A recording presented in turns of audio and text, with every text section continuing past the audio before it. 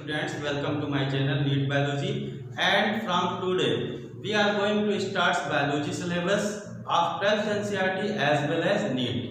Let's start बेटा। पहला chapter है 12th NCERT का रिप्रोडक्शन इन ऑर्गेनिज्म, और रिप्रोडक्शन इन ऑर्गेनिज्म में हमें रिप्रोडक्शन के बारे में जानना है। क्या होता है रिप्रोडक्शन, क्यों होता है रिप्रोडक्शन, कैसे होता है रिप्रोडक्शन, क्या फायदे हैं रिप्रोडक्शन से। तो इसको जानने से पहले मैं आपको एक बात बता दूं कि अगर इस धरती पर लाइफ को मेंटेन करना है, इस धरती पर, इस पृथ्वी पर जीवन को बनाए रखना है, तो reproduction is main process. Reproduction बहुत जरूरी है। बिना रिप्रोडक्शन के लाइफ सस्टेन नहीं रहेगी, जीवन का अस्तित्व ही खत्म हो जाएगा। तो रिप्रोडक्शन इसलिए बहुत जरूरी है, और ये बेसिक फंडामेंटल चैप्टर है, इससे बहुत सारे एमसीक्यूज बन सकते हैं। तो इसलिए ध्यान से बेटा सुनिएगा इस लेक्चर को, और हम स्टार्ट करते हैं lecture number 1 of reproduction in organism. तो अब रिप्रोडक्शन बहुत जरूरी है। रिप्रोडक्शन क्यों होता है? तो रिप्रोडक्शन के लिए सबसे पहले तो एक जीवित जीव का होना बहुत जरूरी है। अगर कोई जीव नहीं होगा तो फिर रिप्रोडक्शन कहाँ से होगा। एक लाइन याद आ रही है, फेमस कवि है डॉक्टर कुमार विश्वास, उन्होंने लिखा है कि जो आता है वो जाता है, तू काहे शोक मनाता है। मतलब इस पृथ्वी पर आएगा व्यक्ति और एक दिन चला जाएगा। एनसीईआरटी क्या लिखता है इसी बात को? एनसीईआरटी लिखता है कि each and every organism can live for certain period of life. प्रत्येक जीवित जीव इस धरती पर एक निश्चित अवधि तक ही रहता है। निश्चित अवधि तक रहने का मतलब यह है कि वो जन्म लेगा, और जन्म लेने के बाद फिर उसकी एक दिन नेचुरल डेथ हो जाती है। अब सवाल ये उठता है कि जन्म लेता है और उसके बाद एक दिन अंततः उसकी नेचुरल डेथ हो जाती है, मृत्यु को प्राप्त हो जाता है। इस बीच में क्या होता है? तो फिर एनसीईआरटी ने लिखा है the period from birth to natural death is called life span. जो जन्म से लेकर के मृत्यु के बीच का सफर है वो क्या होता है? लाइफ स्पैन कहते हैं। जैसे कि मान लीजिए कि एक ऑर्गेनिज्म है बेटा, और सपोज के लिए ये एक ऑर्गेनिज्म है, इसने क्या किया, इसका हुआ बर्थ होने के बाद, अब ये सीधे बर्थ होने के बाद रिप्रोडक्शन नहीं करेगा। बर्थ होने के बाद इसमें ग्रोथ होगी, और आपको पता है ना कि जितने भी लिविंग ऑर्गेनिज्म होते हैं उनमें ग्रोथ होती है। जो जीवित जीव होते हैं, जीवित जीव किसको कहते हैं? जिनमें होती है ग्रोथ। और क्या होता है जीवित जीवों में? लिविंग ऑर्गेनिज्म में होती है ग्रोथ। लिविंग ऑर्गेनिज्म में बहुत सारी केमिकल रिएक्शंस होती हैं जिनको हम मेटाबॉलिज्म कहते हैं। यानी कि मेटाबॉलिज्म भी कैरेक्टर है किसका? लिविंग ऑर्गेनिज्म का। लिविंग ऑर्गेनिज्म में होती है सेंस करने की एबिलिटी, सेंस करके वो रिस्पांस भी देते हैं, सेंस टू रिस्पांस, है ना। अगर आपको कोई थप्पड़ मार दे तो क्या करेंगे? रिस्पांस देंगे कि नहीं देंगे? बिल्कुल देंगे। और नहीं दे पाएंगे तो कम से कम जहां थप्पड़ पड़ा है गाल पे तो गाल को ही सहला देंगे। तो रिस्पांस और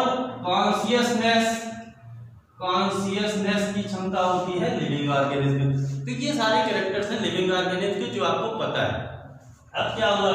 लिविंग ऑर्गेनिज्म पहले हुआ बर्थ करने के बाद इसने ग्रोथ किया। सपोज ये ग्रोथ किया और ये इसकी ग्रोथ हो गई, बड़ा हो गया। देखिए ग्रोथ करने के बाद इसमें मैच्योरिटी आएगी। अब ये करेगा रिप्रोडक्शन करेगा। रिप्रोडक्शन के बाद ये क्या करेगा? 2 ऑफस्प्रिंग बना देगा। रिप्रोडक्शन करने के बाद ये देखिए रिप्रोड्यूस करके इसने ऑफस्प्रिंग बनाई। फिर क्या हुआ? अब ये इनमें ग्रोथ होगी, ये रिप्रोड्यूस करेंगे, ये ऑफस्प्रिंग बनाएंगे। ये क्रम चलता रहेगा और जीवन बना रहता है। लेकिन अब ये जो पहले बर्थ हुआ जिस इंडिविजुअल का, ये धीरे धीरे क्या होगा? बिकम ओल्डर, सेनेसेंस की ओर चला जाएगा, बुढ़ापे की ओर चले जाएगा, और फिर इसकी नेचुरल डेथ हो जाती है। यानी कि हम कहते हैं कि जो जन्म लिया है, जिस ऑर्गेनिज्म का बर्थ हुआ है, उसकी क्या होगी? एक दिन डेथ हो जाएगी। तो बर्थ से नेचुरल डेथ के बीच का सफर लाइफ स्पैन कहलाता है। क्या लिखा है एनसीईआरटी ने? The period from birth to natural death is called life span. जीवन का लाइफ स्पैन यानी बर्थ से डेथ के बीच का सफर, और यही वो सफर है बेटा, यही वो समय है बर्थ से नेचुरल डेथ के बीच का, जिसमें हमें कुछ करना है, जिसमें आपको कुछ करना है। आपको डॉक्टर बनना है, आपको देश का अच्छा नागरिक बनना है, तो जो इंडिविजुअल होता है वो सब कुछ जो करना है उसको इस देश के लिए क्या करना है, वो इसी समय के अंदर करना है बर्थ के बाद। अब एनसीईआरटी पे आते हैं तो क्या होता है लाइफ स्पैन। लाइफ स्पैन के बारे में 2-3 चीजें जान लीजिए बेटा। लाइफ स्पैन क्या होता है, यानी कि ये बात तो हम समझ गए कि बर्थ से लेकर के नेचुरल डेथ के बीच का जो सफर है वो लाइफ स्पैन कहलाता है। अब लाइफ स्पैन क्या है, लाइफ स्पैन जो है बेटा वो हर इंडिविजुअल का वेरी कर सकता है। लाइफ स्पैन जो है वो हर जीव का अलग अलग हो सकता है। किसी का कुछ मिनट का हो सकता है, किसी का कुछ घंटों का हो सकता है, किसी ऑर्गेनिज्म का कुछ दिनों का हो सकता है, कुछ महीनों का हो सकता है, कुछ सालों का होता है और कुछ ऑर्गेनिज्म में तो कई हजार साल तक के लाइफ स्पैन देखने को मिलता है। फिर लाइफ स्पैन तो हमें ये समझ में आया कि लाइफ स्पैन जो है वो वेरी कर सकता है। दूसरी चीज, life span is not related with their size. Life span का संबंध उसके साइज से नहीं होता है। लाइफ स्पैन का संबंध उसके साइज से नहीं होता है, साइज से कोई लेकर देना नहीं होता। हम एनसीईआरटी का ही एग्जांपल अगर दें तो आप देखिए एनसीईआरटी की बुक में फिगर बना है पैरट का, एक क्रो का। पैरट जो है और क्रो, पैरट और क्रो को अगर आप देखेंगे तो लगभग ये बराबर आपको देखने को मिलेंगे, साइज इनका लगभग सेम है। लेकिन लाइफ स्पैन की बात करें तो पैरट का होता है 140 ईयर्स, जबकि क्रो का होता है केवल 15 ईयर्स। देखिए बहुत बड़ा डिफरेंस है। कौवा जो है क्रो 15 ही साल जीवित रहता है, ये अप्रोक्सीमेट है, ये नहीं कि बिल्कुल 15 ही साल बाद वो खत्म होगा। ये एक एवरेज लाइफ स्पैन दिए गए हैं तो 15 ईयर्स और 140 ईयर्स। तो हमें ये बात समझ में आई कि लाइफ स्पैन का साइज से कोई लेना देना नहीं होता है। तीसरी चीज जो लाइफ स्पैन के बारे में, ऐसे अगर हम प्लांट्स के केस में बात करें तो मैंगो ट्री जो होता है, मैंगो ट्री जो होता है, आपने मैंगो तो देखा ही है ना, आम खूब सारे खाए होंगे। Mango tree has much shorter life span in comparison to peepal tree. Peepal tree का लाइफ स्पैन बहुत ज्यादा होता है, मैंगो ट्री का लाइफ स्पैन कम होता है। फिर अगर हम इस तरह से अगर बात करें तो लाइफ स्पैन की तीसरी बात जो एनसीईआरटी ने लिख रखी है, एनसीईआरटी ने लिखा है कि नो इंडिविजुअल इज इमॉर्टल। अहम बात है कि कोई भी जीव जो है वो अमर नहीं होता है except single celled organism. NCERT आपके पास है तो खोल लीजिए, आपको लिखी ये लाइन मिल जाएगी, अंडरलाइन कर लीजिए उस लाइन को बेटा।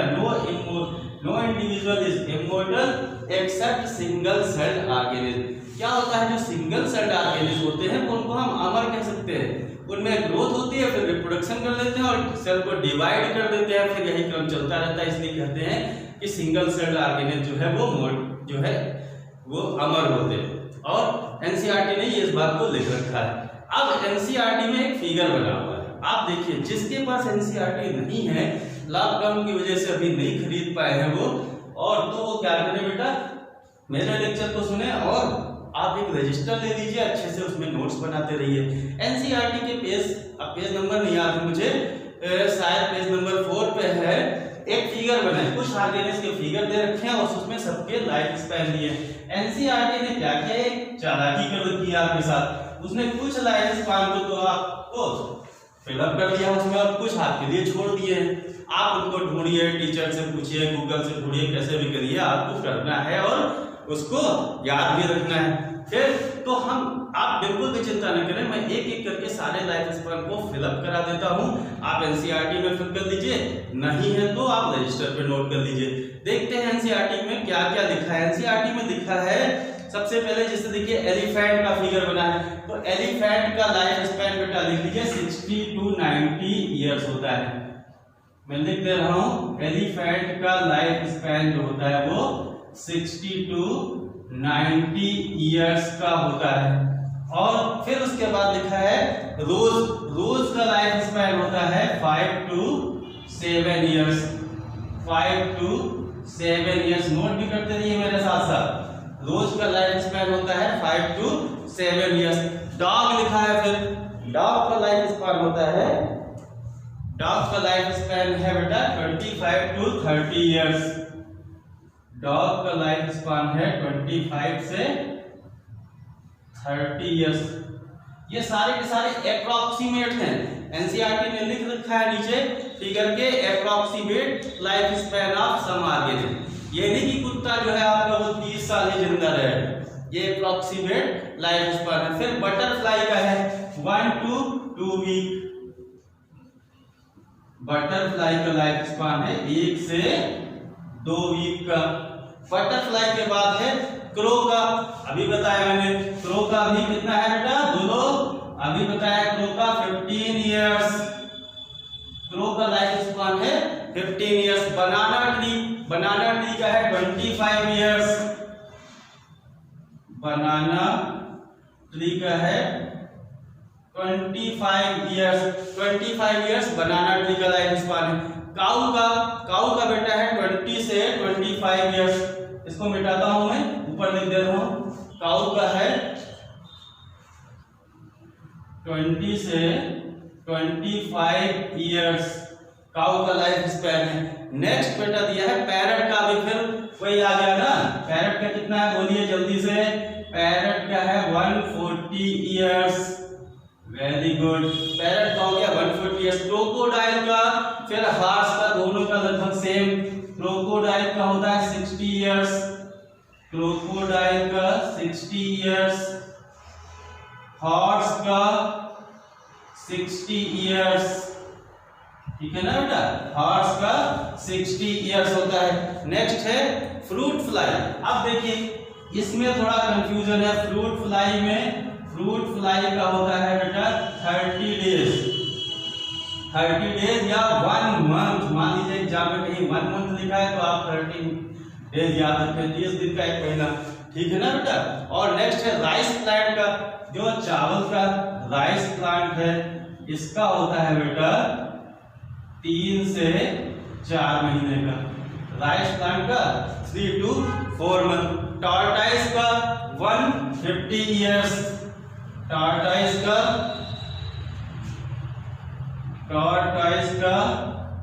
150 इयर्स। और लास्ट में देखा है इसका बनियन ट्री का, बनियन ट्री का होता है बेटा 200 से 300 साल, बनियन ट्री का लाइफ स्पैन 200 to 300 इयर्स। तो ये सारे के सारे लाइफ स्पैन हमने देखे जो एनसीईआरटी ने लिखा है। अब हम आते हैं नेक्स्ट रिप्रोडक्शन पर, जो हमारा टॉपिक है कि रिप्रोडक्शन क्या है। अब रिप्रोडक्शन की बात करें, प्रजनन किसको कहते हैं, तो reproduction is defined as biological process in which organism give rise to young ones. मतलब रिप्रोडक्शन एक बायोलॉजिकल प्रोसेस है जिसमें जो ऑर्गेनिज्म है वो यंग वंस मतलब ऑफस्प्रिंग को जन्म देता है, और यही ऑफस्प्रिंग जो है ग्रो करती हैं, ग्रो करने के बाद मैच्योर होती हैं, मैच्योर होने के बाद फिर न्यू ऑफस्प्रिंग बना देती हैं। कहने का मतलब, और ओल्डर बिकम डाई, जो ओल्डर होती है वो उसकी नेचुरल डेथ हो जाती है। दस देयर इज ए साइकिल, इसलिए हम एनसीईआरटी लिखती है कि एक साइकिल देखने को मिलती है, cycle of birth to the natural death, मतलब बर्थ, ग्रोथ और डेथ, मतलब एक साइकिल देखने को मिलती है, बर्थ, ग्रोथ और फिर डेथ, ये साइकिल हमें देखने को मिलती है इसमें ऑर्गेनिज्म में। इसका मतलब लगातार ऑफस्प्रिंग बनती रहती हैं और पृथ्वी पर जीवन बना रह सकता है। तो इसलिए हम कह सकते हैं reproduction is the main process which maintain continuity of life. यही बात डार्विन ने कहा था, डार्विन ने कहा था कि जो ऑर्गेनिज्म होते हैं वो रिप्रोडक्टिव फिट होते हैं, ऐसे ऑर्गेनिज्म जो रिप्रोडक्टिवली फिट होते हैं, जिनकी फिटनेस, रिप्रोडक्टिव फिटनेस बहुत ज्यादा होती है, उनका नेचर सिलेक्शन करती है और वही आगे चल करके सरवाइव कर पाते हैं। ये डार्विन ने कहा था। हम जब डार्विन पढ़ेंगे तो और डिटेल में समझेंगे। अब इसलिए एक लाइन नोट कर लीजिए, thus we can say reproduction enables the continuity of species of generation after generation। NCERT लिखता है कि reproduction enables the continuity of species generation after generation। तो ये बात हुई रिप्रोडक्शन की। अब हम नेक्स्ट आते हैं रिप्रोडक्शन के टाइप पर। क्या होते हैं टाइप रिप्रोडक्शन के, कौन कौन से तरीके होते हैं रिप्रोडक्शन के टाइप। हेडिंग लिख लीजिए आप, टाइप्स ऑफ रिप्रोडक्शन या मोड ऑफ रिप्रोडक्शन हम कह सकते हैं, मोड ऑफ रिप्रोडक्शन। अब देखा जाए कि कितने प्रकार के रिप्रोडक्शन होते हैं, तो हमें मिलते हैं 2 तरह के रिप्रोडक्शन। एक होता है एसेक्सुअल रिप्रोडक्शन और दूसरा मिलता है हमें सेक्सुअल रिप्रोडक्शन। सेक्सुअल रिप्रोडक्शन यानी दो तरह के रिप्रोडक्शन है, asexual type of reproduction and sexual type of reproduction. अब एसेक्सुअल में पहला पॉइंट, एसेक्सुअल रिप्रोडक्शन क्या होता है, मतलब बेटा पहली इंपॉर्टेंट बात, इट इज मोस्टली यूनिपेरेंटल, मतलब एक ही पेरेंट काफी होता है ऑफस्प्रिंग प्रोड्यूस करने के लिए। नोट कर लीजिए, इट इज मोस्टली यूनिपेरेंटल, एक ही पेरेंट सक्षम होता है, कैपेबल होता है टू प्रोड्यूस ऑफस्प्रिंग। दूसरी चीज, मे और may not be gamete formation, मतलब इसके अंदर गैमेट का फॉर्मेशन हो भी सकता है और नहीं भी हो सकता है, तो इसीलिए हम कहते हैं मे और may not be formation of gametes. ये आउटलाइन बेटा है सेक्सुअल रिप्रोडक्शन की, अभी और डिटेल में हम समझेंगे इसको। तीसरी चीज, जब गैमेट नहीं बनेंगे तो क्या फ्यूजन होगा? गैमेट नहीं बनेंगे तो फ्यूजन किसका होगा? फ्यूजन नहीं मतलब फर्टिलाइजेशन। तो तीसरी अहम बात, नो फर्टिलाइजेशन। आपको ऐसे बिल्कुल ध्यान रखना है, एसेक्सुअल रिप्रोडक्शन में पहली चीज यूनिपेरेंटल होते हैं, एक ही पेरेंट सक्षम होता है रिप्रोड्यूस करने के लिए। दूसरी चीज, इसके अंदर जो है गैमेट बन भी सकते हैं और गैमेट नहीं बनते हैं। ज्यादातर गैमेट नहीं बनते हैं, लेकिन जब जिसमें बनते हैं वो भी मैं बात करूंगा आपसे कि किसमें गैमेट का फॉर्मेशन होता है। जब गैमेट नहीं बनेंगे तो फर्टिलाइजेशन नहीं होगा। अब आते हैं सेक्सुअल रिप्रोडक्शन। सेक्सुअल रिप्रोडक्शन में क्या है, दिस कैन बी बाईपेरेंटल।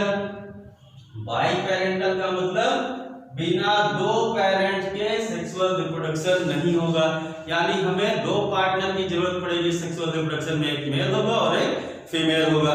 दूसरी चीज, लेकिन एक एक्सेप्शन भी है इसका एक एक्सेप्शन है, अपवाद है बेटा, जो यूनिपेरेंटल है सेक्सुअल रिप्रोडक्शन कर लेता है, वो है टेपवर्म। टेपवर्म याद रखिएगा, एग्जांपल क्वेश्चन बन सकता है। टेपवर्म ऐसा ऑर्गेनिज्म है यूनिपेरेंटल, मतलब ये क्या है, अकेला ही इसके अंदर दोनों सेक्स ऑर्गन पाए जाते हैं। तो in case of tapeworm that is bisexual, इसको हम बाइसेक्सुअल या हर्माफ्रोडाइट भी कहते हैं। अब तीसरी चीज जो है सेक्सुअल रिप्रोडक्शन में, पहला तो हमें पता चला बाइपेरेंटल है, इसका एक्सेप्शन एक टेपवर्म देखने को मिला। अब यहाँ पर गैमेट का फॉर्मेशन तो बिल्कुल होना ही होना है। गैमेट फॉर्मेशन, सेक्सुअल रिप्रोडक्शन का कैरेक्टर है फॉर्मेशन ऑफ गैमेट, और जब फॉर्मेशन ऑफ गैमेट होगा तो गैमेट का फ्यूजन भी होगा, यानी कि फर्टिलाइजेशन भी देखने को मिलेगा हमें। सेक्सुअल रिप्रोडक्शन में गैमेट का फॉर्मेशन होगा और फर्टिलाइजेशन देखने को मिलेगा, ठीक है। अब एक चीज और, जो सेक्सुअल रिप्रोडक्शन है इसको हम इंटरचेंज कर सकते हैं एक वर्ड से, जिसको कहते हैं syngamy. Sexual reproduction is interchange with syngamy, इसके लिए हम सिनगेमी वर्ड का यूज भी करते हैं। सेक्सुअल रिप्रोडक्शन और सिनगेमी आपको याद रखना है। फिर अब एक चीज और ध्यान रखिएगा, एक एग्जांपल यहां बता दे रहा हूं। एक अर्थवर्म केंचुआ का आपने नाम सुना है, बाइसेक्सुअल है वो। बाइसेक्सुअल है मतलब ये क्या है, इसके अंदर मेल सेक्स ऑर्गन भी है और फीमेल सेक्स ऑर्गन है, लेकिन जब ये रिप्रोडक्शन करेगा तो दो इंडिविजुअल की जरूरत होती है, एक मेल सेक्स ऑर्गन है और फीमेल सेक्स ऑर्गन। ये अपना मेल सेक्स इसको जो है गैमेट ट्रांसफर करेगा और ये इसको। तो अर्थवर्म याद रखिएगा बेटा, ये अर्थवर्म क्या है, बाइसेक्सुअल है। बाइसेक्सुअल है, टेपवर्म भी बाइसेक्सुअल है, लेकिन यूनिपेरेंटल। यहाँ पर दो पेरेंट्स की जरूरत पड़ेगी, दो इंडिविजुअल की जरूरत पड़ती है। बाइसेक्सुअल है, हर्माफ्रोडाइट है, हम एनिमल किंगडम पढ़ेंगे तो डिटेल में समझेंगे अर्थवर्म को। तो अब ये चीज हमें पता चल गया कि सेक्सुअल रिप्रोडक्शन में दो इंडिविजुअल इन्वॉल्व होते हैं, जबकि एसेक्सुअल रिप्रोडक्शन में एक ही इंडिविजुअल इन्वॉल्व होता है। तो ये हो गई एसेक्सुअल और सेक्सुअल रिप्रोडक्शन की बेसिक बातें। अब क्या होता है, अब हम देखते हैं एसेक्सुअल रिप्रोडक्शन को डिटेल में। Asexual reproduction according to NCERT. अब एसेक्सुअल रिप्रोडक्शन क्या चीज है ये तो हमें पता चल गया। Single parent is capable to produce offspring. एक सिंगल पेरेंट जो होता है वो ऑफस्प्रिंग को प्रोड्यूस करने के लिए सक्षम होता है। नोट कर लीजिए, single parent is capable to produce offspring और these offsprings are not only identical to one another, these offspring are not identical to one another but also are exact copy of their parents। अपने parents की exact copy होती है। और इसके लिए एक चीज और, these offspring हमने बताया ना, these offsprings are not only identical to one another and are also exact copy of their parents, these offsprings are genetically and morphologically similar। जो एसेक्सुअल रिप्रोडक्शन का रिजल्ट होता है उसकी ऑफस्प्रिंग मॉर्फोलॉजिकली और genetically similar होती हैं।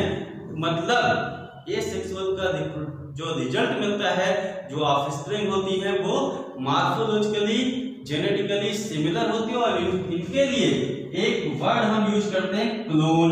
तो अगर आपसे कोई पूछे क्लोन क्या है, क्लोन किसका परिणाम है, तो एसेक्सुअल रिप्रोडक्शन का रिजल्ट है। ठीक है, अब एनसीईआरटी के रिगार्डिंग बात करें तो ये चीज हम समझ गए कि विदाउट गैमेट फॉर्मेशन जो एसेक्सुअल रिप्रोडक्शन होता है वो बिना गैमेट के फॉर्मेशन के ही हो जाता है। क्या तरीके होते हैं, अब गैमेट नहीं बना तो कैसे, कौन कौन से मेथड हैं जिनसे एसेक्सुअल रिप्रोडक्शन हो सकता है। नोट करिए, जैसे होता है बाइनरी फिजन, बाइनरी फिजन एक मेथड है। दूसरा क्या है, बाइनरी फिजन के बाद बडिंग, बडिंग हो गया, बाइनरी फिजन हो गया, बडिंग हो गया। स्पोरुलेशन, स्पोरुलेशन है तीसरा मेथड, स्पोरुलेशन। फ्रेगमेंटेशन, फ्रेगमेंटेशन और वेजिटेटिव प्रोपेगेशन, वेजिटेटिव प्रोपेगेशन। तो इन तरीकों से एसेक्सुअल रिप्रोडक्शन हो सकता है। अब हम एक एक करके बात करते हैं कि कैसे बाइनरी फिजन होता है, कैसे बडिंग होता है, स्पोरुलेशन होता है, फ्रेगमेंटेशन होता है और वेजिटेटिव रिप्रोडक्शन होता है। तो आज का लेक्चर यहीं पे समाप्त करते हैं और कल के लेक्चर में हम शुरू करते हैं binary fission. Best of luck बेटा, ऑल दी बेस्ट।